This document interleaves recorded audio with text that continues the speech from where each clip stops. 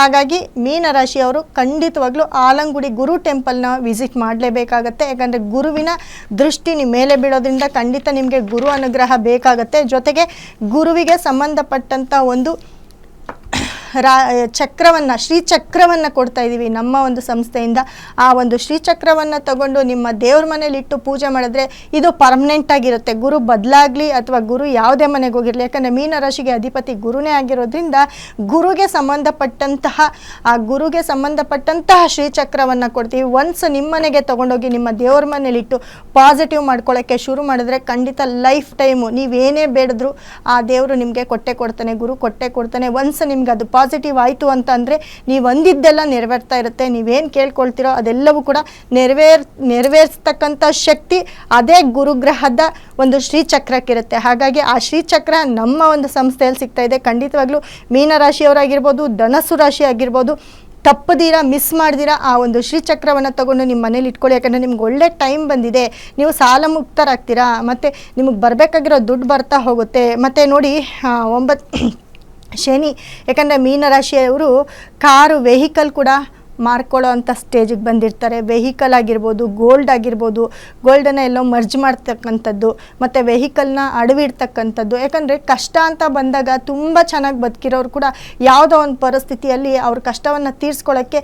ಅವ್ರ ಹತ್ರ ಇರ್ತಕ್ಕಂಥ ವಸ್ತುಗಳನ್ನ ಎಲ್ಲೋ ಒಂದು ಕಡೆ ಕೊಟ್ಟು ಸ್ವಲ್ಪ ಸಮಾಧಾನ ಮಾಡ್ತಿರ್ತಾರೆ. ಅಂಥ ಪರಿಸ್ಥಿತಿ ಕೂಡ ಮೀನರಾಶಿಯವ್ರಿಗೆ ಬಂದಿರುತ್ತೆ. ಯಾಕೆ ಅಂತಂದರೆ ಮೀನರಾಶಿಯಲ್ಲಿ ಶನಿ ಇದ್ದು, 12ನೇ ಭಾವದ ಶನಿ ಇದ್ದು, ಮತ್ತು ರಾಹು ಕೂಡ 12ನೇ ಮನೇಲಿ ಇರ್ತಾನೆ. ಹಾಗಾಗಿ ಖಂಡಿತ ಹೇಳ್ತೀನಿ, ಈ ಮೀನರಾಶಿಯವರು ಸಾಲ ಮುಕ್ತರಾಗ್ತೀರಾ, ಇದು ಮಾತ್ರ 100% ನಿಜ ಆಗುತ್ತೆ.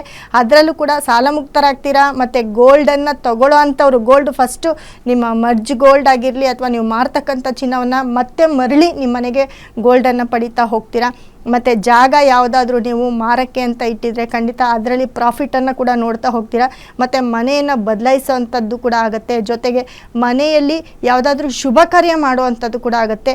ಅದರಲ್ಲೂ ಮೀನರಾಶಿಯವ್ರಿಗೆ 5ನೇ ಮನೆ ಗುರು, ಕಟಕ ರಾಶಿಗೆ ಗುರು ಬಂದಿರೋದ್ರಿಂದ ಮಕ್ಕಳಿಂದ ಯಾವುದಾದ್ರೂ ಒಂದು ಒಳ್ಳೆಯ ವಿಷಯವನ್ನು ಕೂಡ ಕೇಳ್ತೀರಾ. ಇಲ್ಲ ಮಕ್ಕಳಿಗೆ ಒಳ್ಳೆಯ ವಿದ್ಯಾಭ್ಯಾಸ, ಒಳ್ಳೆ ಸ್ಕೂಲ್ ಅಡ್ಮಿಷನು, ಇಲ್ಲ ಮಕ್ಕಳು ಯಾವುದಾದ್ರೂ ಒಂದು ಗೌರವವಾಗಿ ಎಕ್ಸಾಮ್ಸಲ್ಲಿ ತುಂಬ ಚೆನ್ನಾಗಿ ಪಾಸ್ ಮಾಡೋದು, ಇಲ್ಲ ಅವ್ರಿಗೆ ನೀವು ಅಂದ್ಕೊಂಡಿರೋ ಕಡೆ ಸೀಟ್ ಸಿಕ್ಕೋದು, ಇದೆಲ್ಲ ಅಂದರೆ ಮಕ್ಕಳಿಂದ ತುಂಬ ಖುಷಿ ಕೊಡೋಂಥ ವಿಷಯ.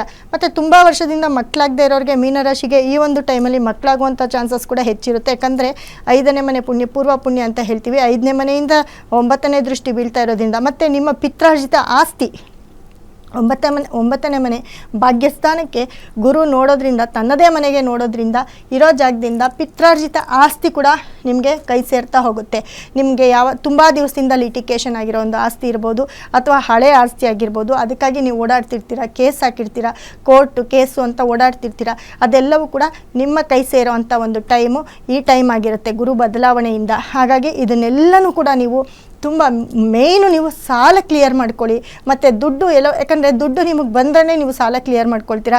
ಅದೇ ರೀತಿ ಕೊಟ್ಟಿರೋ ದುಡ್ಡು ಕೂಡ ನೀವು ಈ ಟೈಮಲ್ಲಿ ನೀವು ವಸೂಲು ಮಾಡ್ತಕ್ಕಂಥ ಒಂದು ಚಾನ್ಸು ಅತಿ ಹೆಚ್ಚಿರುತ್ತೆ. ಹಾಗಾಗಿ ಮೀನರಾಶಿಯವರು ಅತಿ ಹೆಚ್ಚು ಗುರುವನ್ನು ಧ್ಯಾನ ಮಾಡಿ, ಮನೆಯಲ್ಲಿ ಅತಿ ಹೆಚ್ಚು ಕಡಲೆಕಾಳು ದಾನವನ್ನು ಮಾಡ್ತಾ ಬನ್ನಿ. ಕಡಲೆಕಾಳು ಹುಸ್ಲಿ ಆಗಿರ್ಬೋದು, ಕಡಲೆಕಾಳು ಆಗಿರ್ಬೋದು, ಅಥವಾ ಎಲ್ಲಿ ನಿಮ್ಮ ಅಕ್ಕಪಕ್ಕದ ಟೆಂಪಲ್, ಅದರಲ್ಲೂ ನೋಡಿ ಕಟಕ ರಾಶಿಗೆ ಗುರು ಬಂದಿರೋದ್ರಿಂದ ಶಿವನ ಒಂದು ಟೆಂಪಲ್ ಆಗಿರ್ಬೋದು, ಅದೇ ರೀತಿ ನಿಮ್ಮ ಮನೆಯಲ್ಲಿ ಅತಿ ಹೆಚ್ಚು ಭತ್ತದ ತೋರಣವನ್ನು ಕಟ್ಟೋದು, ನಿಮ್ಮ ಮನೆ ಬಾಗಿಲಿಗೆ ಭತ್ತದ ತೋರಣವನ್ನು ಕಟ್ಟೋದಾಗಿರ್ಬೋದು,